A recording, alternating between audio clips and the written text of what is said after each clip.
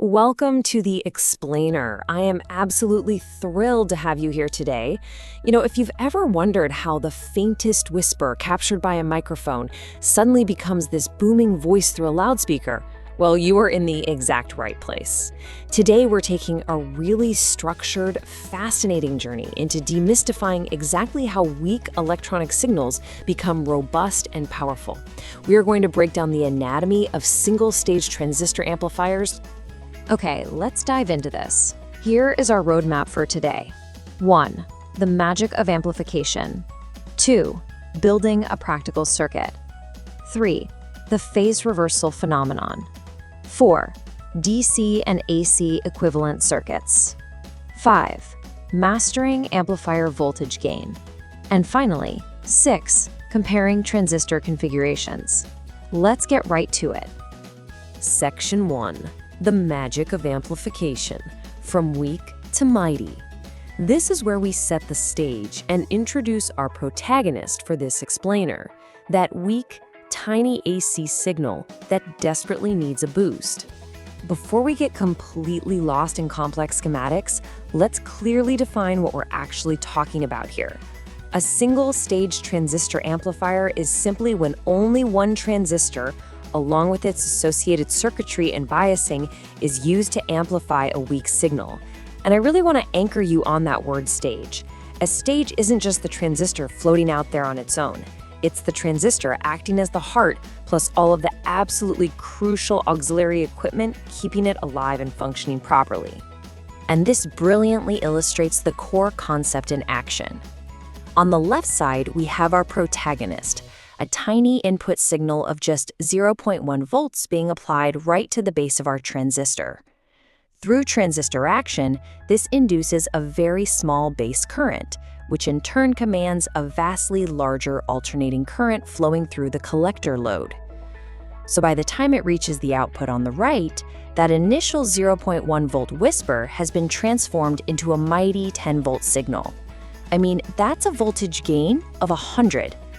The transistor has literally multiplied the voltage level. So that's the conceptual heart of our amplifier. Let's move on to Section 2, building a practical circuit, the anatomy, where we actually start adding the practical limbs needed for real-world functionality. Real-world amplifiers definitely need a bit more support than our basic conceptual diagram. Take a look at the complete anatomy of a practical single-stage amplifier right here. Visually trace the path of the signal with me.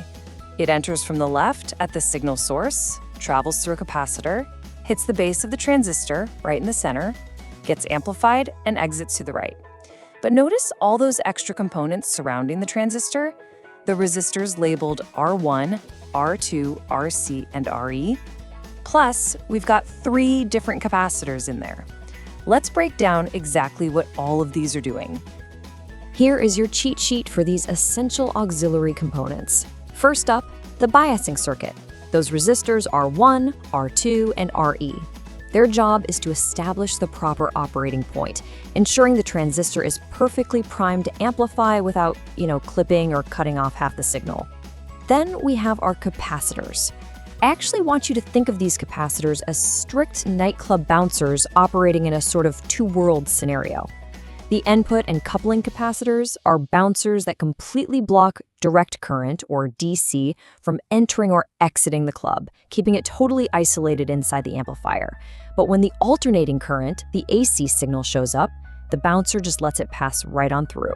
Because of this two-world setup, we actually have entirely different types of currents flowing simultaneously. This table breaks down how engineers mathematically split these currents apart. When there's no signal, we only have DC, which we represent with uppercase letters. When our active signal enters, we get AC, represented by lowercase letters. The total current is simply the two of those added together. And remember the fundamental rule of transistors here. That tiny alternating base current in the top row, it dictates the massive amplified alternating collector current in the middle row. Let's transition to Section 3, the phase reversal phenomenon upside down. We're going to introduce a really fascinating quirk that's inherent to this specific type of amplifier. Now, what's really interesting is how perfectly these graphs demonstrate this quirk. Watch what happens to the output signal when the input signal voltage, that pink wave on the left, increases and goes positive. It dips down. It actually goes negative. The amplifier has taken our signal, made it much bigger, sure, but it flipped it completely upside down. This is an exact 180-degree phase shift. And it happens because as input voltage goes up, base current increases, which means collector current increases. That causes a much larger voltage drop across our collector resistor, leaving less voltage available at the output. All right, we've seen the hardware and the behavior.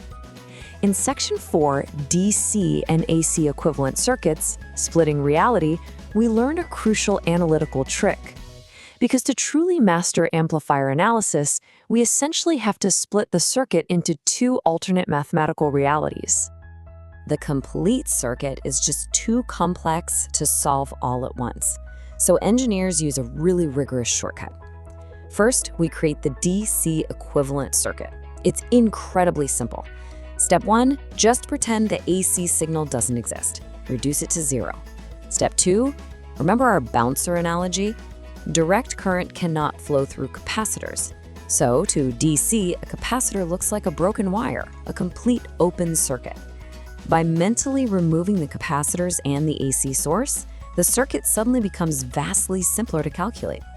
Once we split the circuit, we graph it out using load lines. And this creates a sharp contrast between the two states of the amplifier. The DC load line plots the amplifier in its resting state, pure zero signal conditions. This locks in our operating point, ensuring the amplifier is perfectly biased. But the AC load line? That plots the dynamic, moving state.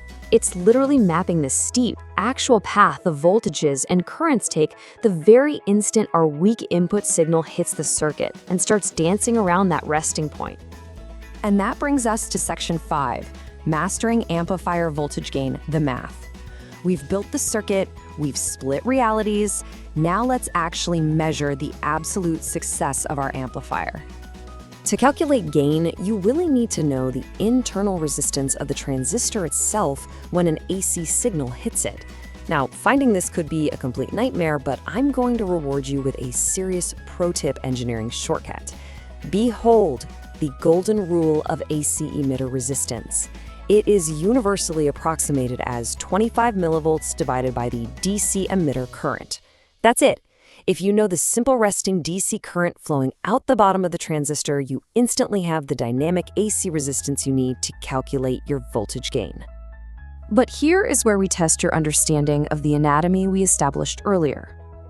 Look back mentally to that emitter bypass capacitor, the one sitting parallel to the emitter resistor. What do you think happens to our voltage gain if we completely yank that capacitor out of the circuit? Think about it for a second. Well, as you can see in this specific configuration, if you remove that bypass capacitor or just leave part of the emitter resistor unbypassed like we're doing here, your voltage gain plummets drastically. Why? Because the AC signal is now forced to fight its way through that heavy resistor instead of taking the easy bypass path through the capacitor.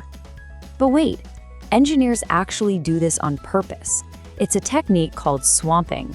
By intentionally sacrificing some of our massive voltage gain, the amplifier becomes incredibly stable and completely independent of the internal variations between different transistors. We are basically trading raw power for perfect reliability. All right, we are entering our grand finale. Section 6, Comparing Transistor Configurations, the champion. Let's zoom out a bit and look at the macro-level applications of what we've just learned, comparing the different ways we can wire up these components. So, the crucial takeaway is neatly summarized right here in this table. We've spent this entire explainer studying the common emitter, or CE, configuration. Look at that top row. It offers current gain, voltage gain, and power gain. It is the absolute total package, even with that quirky 180-degree phase reversal we talked about. By comparison, common base has no meaningful current gain, and common collector has no meaningful voltage gain. This is exactly why the common emitter arrangement is the undisputed champion. It reigns supreme and is utilized in roughly 90% of all practical amplifier applications. We've seen how effectively a single transistor, when it's perfectly biased and supported by its auxiliary components, can multiply a weak signal's voltage by 100 or even more. But I want to leave you with this really provocative thought.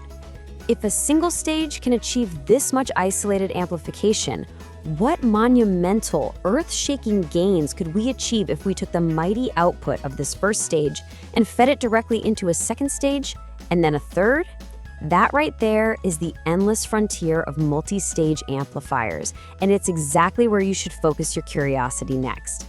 Thank you so much for learning with me today. Keep asking those questions, and I'll see you in the next explainer.